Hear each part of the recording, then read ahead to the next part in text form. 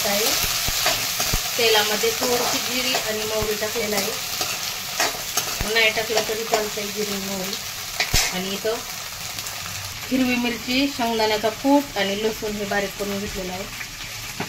तर सुक्की बनवायची आहे ही भाजी. आधी परतून घेतल्या शेंगा.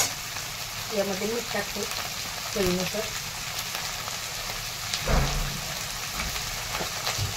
मीठ टाकलेलं आहे चवीनुसार. आता चांगले परतलेले आहेत. आता यामध्ये शेंगदाण्याचा कूट टाकून घेते. 2 हिरवी मिरची आणि शेंगदाण्याचा कूट आहे. एकदम सोप्या पद्धतीने बनवलेले आहेत आणि खायला खूप छान लागतात अशा गवारीच्या शेंगा.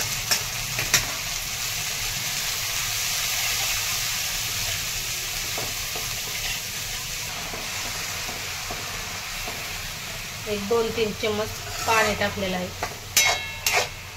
एकदम कवळ्या लुसलुशीत अशा गवारीच्या शेंगा येतात. तर ज्यावेळेस आम्ही घ्यायला गेलतो ते शेंगा तर ते विकणारे म्हणत होते शेव घ्या, गवारीच्या शेंगा घ्या. इतक्या अशा कवळ्या कुळकुळीत होत्या.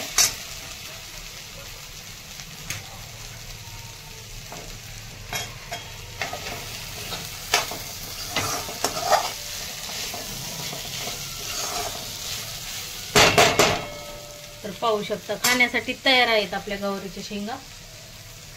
चवीनुसार मीठ टाकलेलं आहे. व्हिडिओ आवडला तर लाईक करा, सबस्क्राईब करा.